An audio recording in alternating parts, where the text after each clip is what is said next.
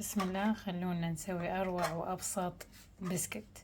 هنا عندي مثل ما تشوفون ما يعادل 4 ملاعق اللي هي 100 غرام من الزبدة الحيوانية. ايش راح أضيف لها؟ راح أضيف لها جوز هند، وهنا ملعقة أو شوف شي بسيط من الفانيلا اللي بدون سكرها. أضرب من سكر ستيفيا حسب الكمية أو الحلاء اللي انتي ترديها، 2 4 3 براحتك. يا سادة ترديها بالكاكاو، أنا راح أضيف كاكاو، استخدمت 4 أضرب من السكر ستيفيا. اي طبعا حطي بعد وحدة على كيف تطشرين ماما، طشرتي حبيبتي. وهنا ما يعادل ملعقة أكل من الكاكاو الحلو أو السادة مو حلو، هذا خلي ماما على كيفك. هنا أنا إذا حسيتي يحتاج لها بعد جوز هند، أنا طبعا عندي مطحون مشتريته جاهز، راح أضيف إذا الكمية هواي. أنا خليت 4 من الملاعق، كانت هي هاي الكمية المتوفرة عندي.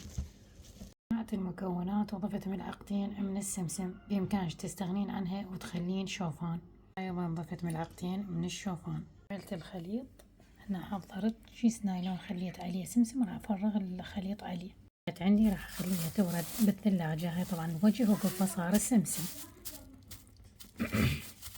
وهاي بعد ما بردت ما يعادل ربع ساعة نص ساعة براحتكم. هاي الوصفة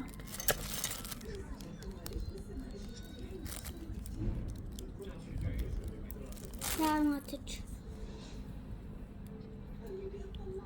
بنات. والله بهاي الوصفة شوفون غدرت.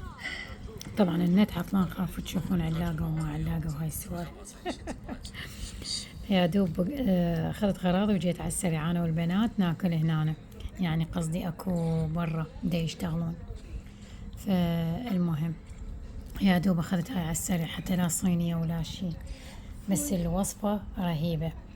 غدرني بنات، حتى اكون واضحة وياكم وصريحة، غدرني.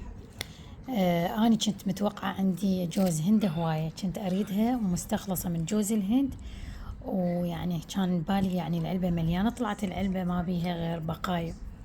وجيت على المطحون نفس الحالة، تمام، بس ما توقعت النتيجة تطلع بهالطعم الطيب. سبحان الله، مرات تهيئين شي ويصير شي ثاني ويطلع أكثر مما توقعتي، كلش طيبة.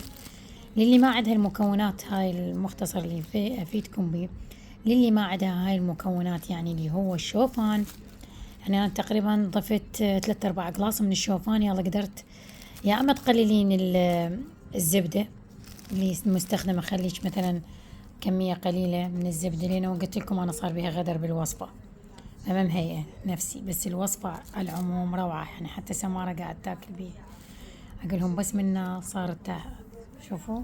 المهم كلش طيبة، كلش طيبة، وطعمها كلش مختلف عن أي وصفة راح تذوقوها، بالسمسم وجوز الهند والشوفان والكاكاو والزبدة.